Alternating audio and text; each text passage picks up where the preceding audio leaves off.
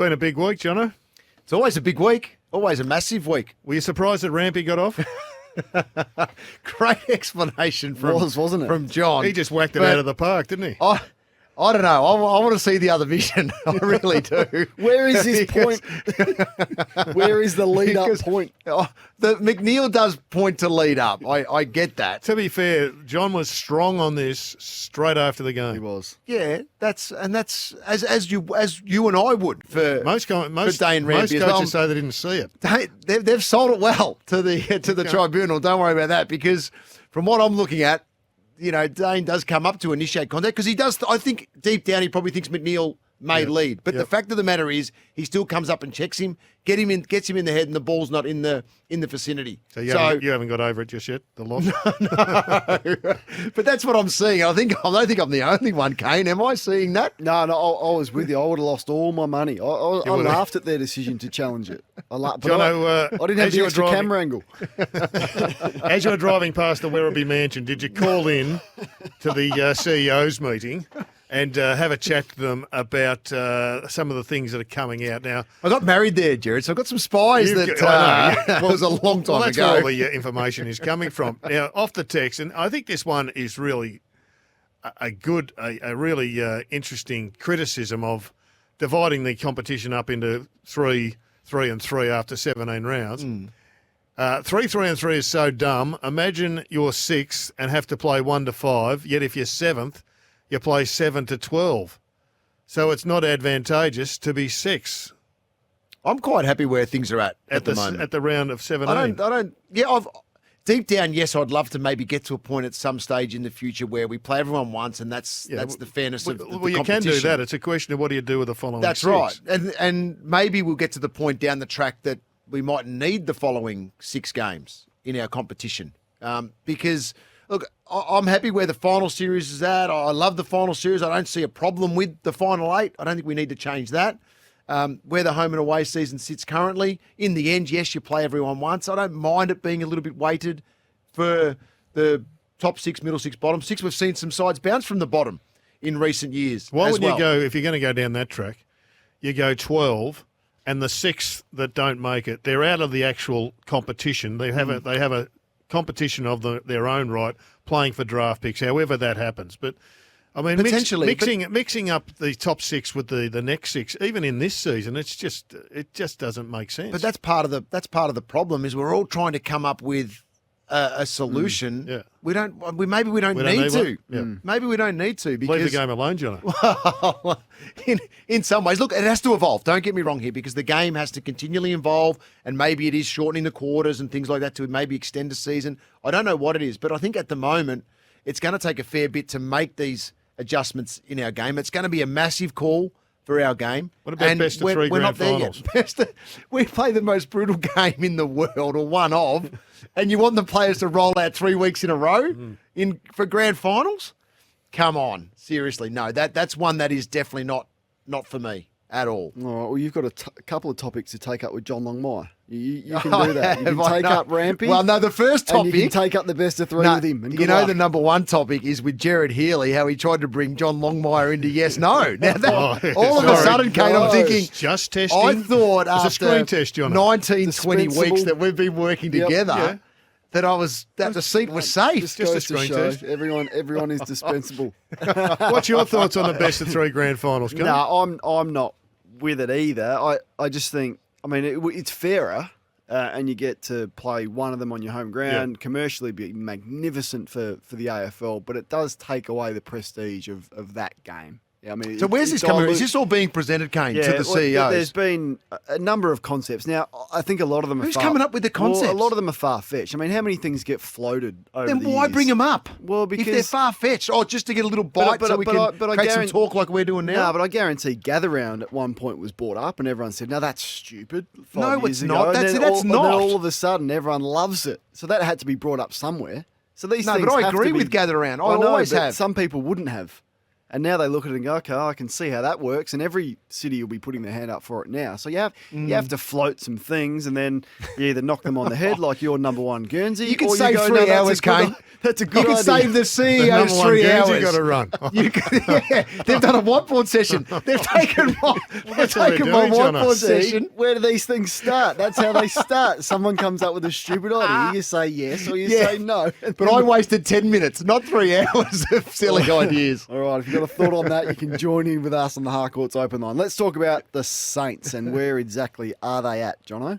Well, it's become the whole final 6 games is just it's an interesting watch for so many teams. And the Saints, they completely fall into this bracket of where they sit, and it comes down to round 21, and it's an elimination final against the Blues, I think, for the Saints. So the next couple of weeks, they win the games that they've got the next 2 weeks, and then they come up against the Carlton Footy Club, who have been in pretty good form, obviously, in recent times, and they'll have won one and lost one in the next 2 weeks as well, because they play the Eagles and then they play the Collingwood Footy Next Club. 5 at Marvel for the Saints. Yeah, that's right. But they play Carlton play Marvel really well. Yeah. Also, so The Carlton supporters turn up to Marvel really well. yeah, that's it. And I think it's 13. 13 wins is the number? Is the number.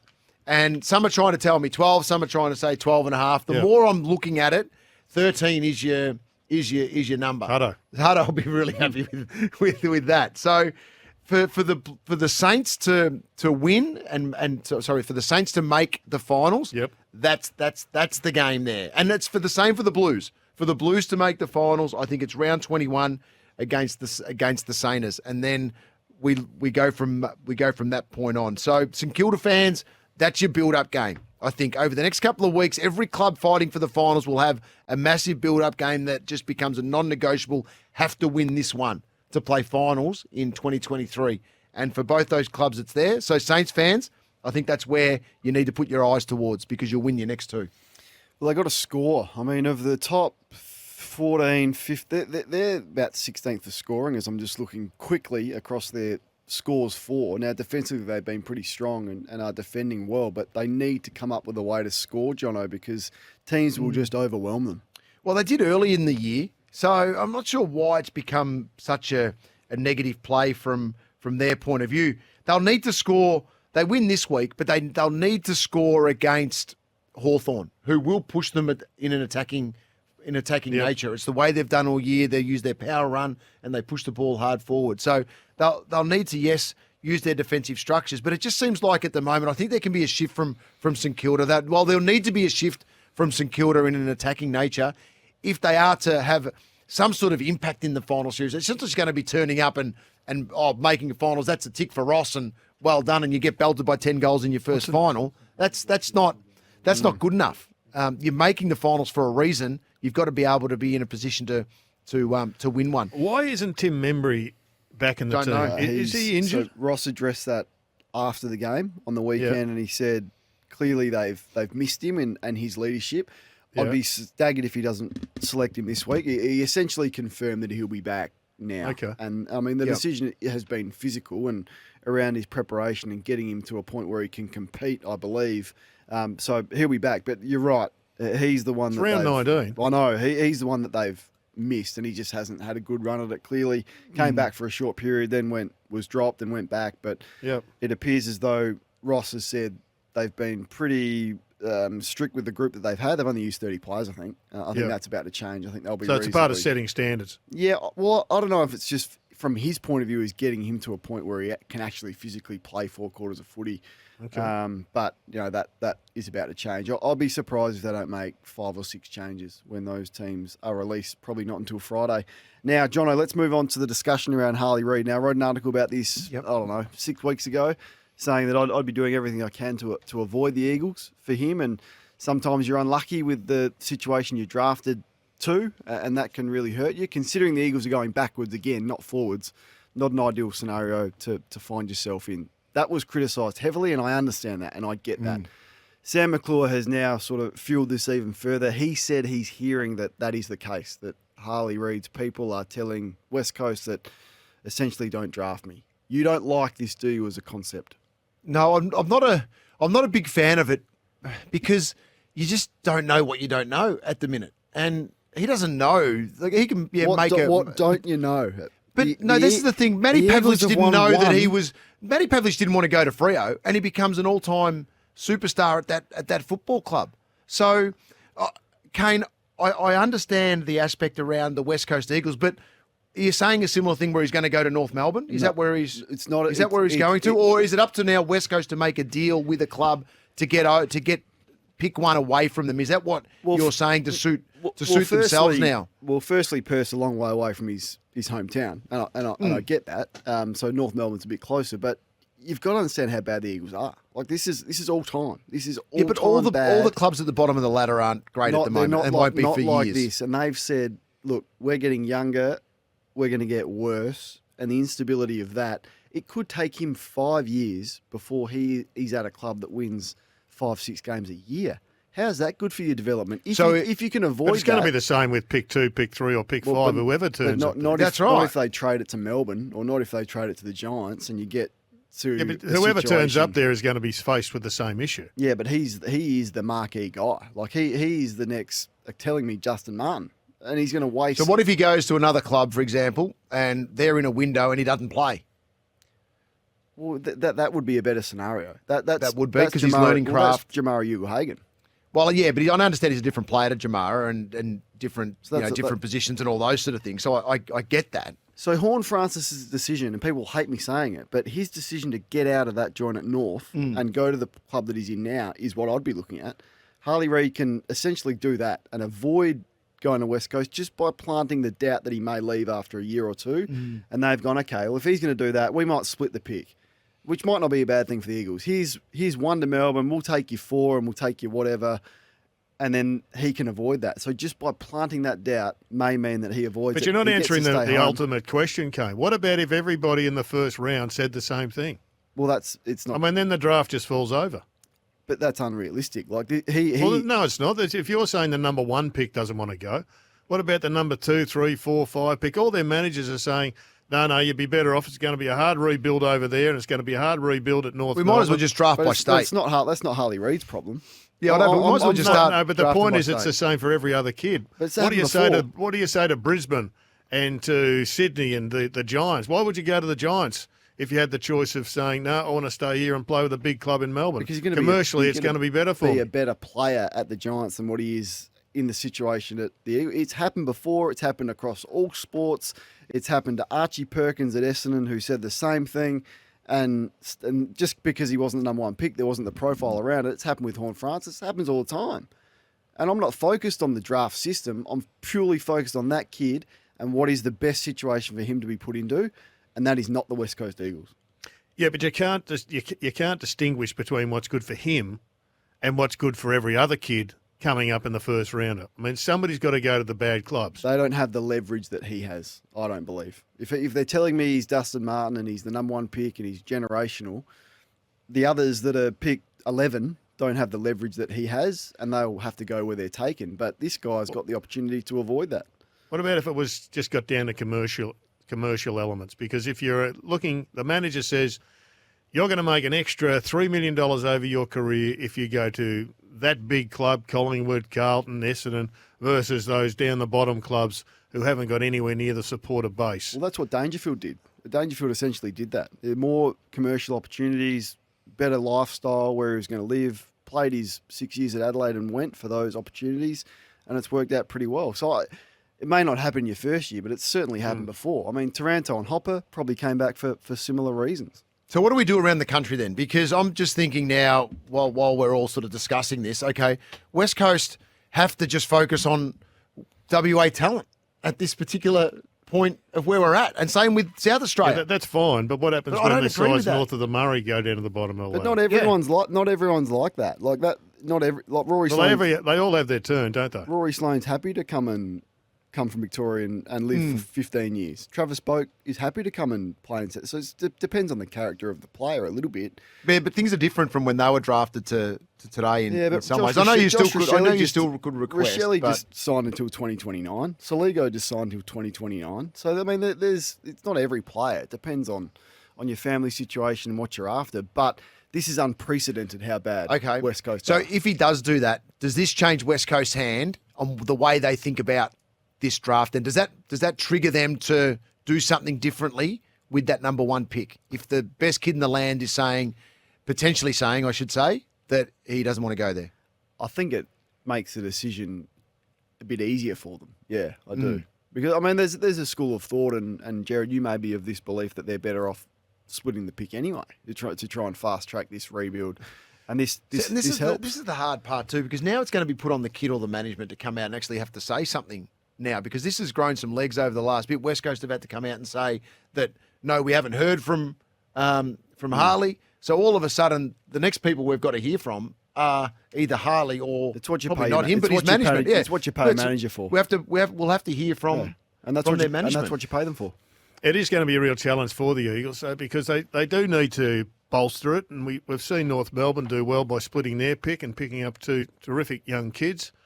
The go-home factor is always going to be alive. If you take the best kid, the Fremantle Dockers ignored that. They lost Adam Chera, but they did pretty well with the picks that they got for swapping Adam Chera. So it is really an interesting argument, but heaven help us if the Giants ever go down to the bottom of the ladder and no one ever wants to turn up there. All right, we Because will there's no locals. continue that. Except Kieran Briggs. Your man Briggsy. We will continue that discussion. Just before we have our first little breather here, Johnno, just quickly on Petrarca and what he's been able to do forward. I think it's just crazy how good this is turning out for the Melbourne Footy Club. And they identified it last week. He's backed it up with another 26 and 4. So 8 goals in 2 weeks with 46 disposals to go with it, forward to centre. Is this the move? Is this the move to potentially win the grand final move. grand final? It's been stunning. He's firstly putting his hand up to do that and go, I'm going to Exactly. sacrifice myself because I can get 30 and win a Brownlow, maybe, or I can go forward and help the team. And the I reckon drive, he's getting 3 votes the last 2 well, weeks. that's true, but it's going to be harder to do that from the forward line, as we know by the history of Brownlow medal winners. That's But to right. put I his agree with hand that. up and selflessly do that, it's been a stunning performance. Righto, Johnno, I've been waiting for this. What is going on with the Western Bulldogs, and are they squandering a very, very good list? Oh no, they've got a good list. They've got some excellent players at the top end. I watched them live in Sydney. Travelled up there and used the experience to go and watch them live, and then watch the Twos play on Friday as well against the Sydney Swans, just to see what was coming through underneath as well. Because at the moment for the Bulldogs, you look at their stars are playing quite well. Their bottom 6 just aren't having the impact that you need, I think, within a season to be able to grow to become a top 4 and a premiership threat. And you look at what Collingwood's doing. You look at and I did a comparison a couple of weeks ago when the Bulldogs played the Pies in regards to their bottom 6 players versus the Bulldogs' bottom 6 players at the moment. And that was the game in essence, because you know the Stars are going to produce what they're going to do. But when you've got McQuarrie doing what he's doing, and Johnny Noble was in that group as well, they're playing excellent footy at the moment, to name a couple.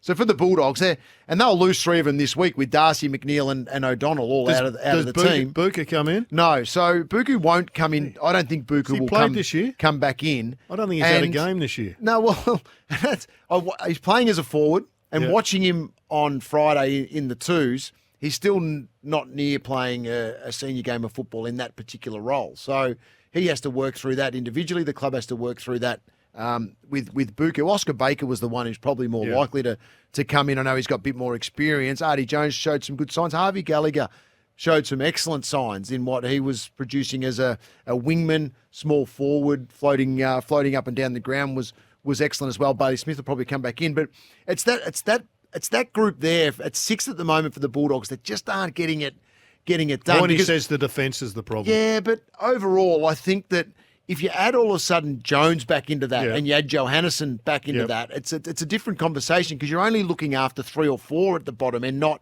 the extra 2, which is a third of your team out in the park at any given minute. So that's the issue for myself, is they've got to try and work out that aspect to get more out of the players that are coming into the team or the youngsters that just haven't risen to the level that is expected. I've got a couple of hard-hitting ones for you, Johnno, because I've been critical of the Dogs. Sam Darcy plays. Surely he plays back and not forward when you've already got Ugle-Hagan, Norton, Waitman on fire. To throw him forward, can you make sense it was of actually that for good me? early, I thought. Yeah, and he was a second He was ruck. clean, and he had a couple of touches, and he did. was in wet, second slippery ruck. conditions. Yeah.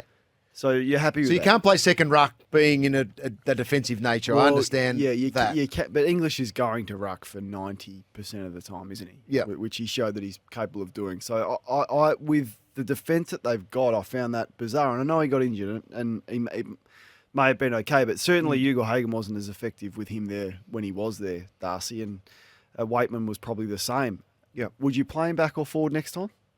No, I'd probably stick with him as a forward. Yeah, Okay. I think that's the spot for him. Second one for me. Only West Coast, Hawthorn and North Melbourne have conceded more 5-goal stretches since the 2021 Grand Final than the Western Bulldogs. Why can't they stop momentum? Oof, good question. Really good question. It's Is it leadership that's on field? That's full Is team it defence, coaching? isn't it? Is it pre-season where you haven't gone through your scenarios on how you halt? It's a momentum game, isn't it? So if you can't do that and you can't, Yeah, but some of the Oppo scoring has been quite good. I remember even talking about a patch this year, and it's not the whole season. So don't get me wrong here, but they had a 5 or 6 week patch after about rounds 2 or 3 when they beat Brisbane, that they kept the opposition to about 60 or 70 points, if I'm not mistaken. So they've shown they can actually hold the Oppo to a reasonably low score, but it's just not consistent enough over the year. So you've got every right to be talking around the patches, but they also have shown that they can do it the other way. They're not in the mix for a flag this year, which is disappointing. I think. Yeah, in some ways it can be, and I understand that side of the conversation, but that's just where they're at as a footy club.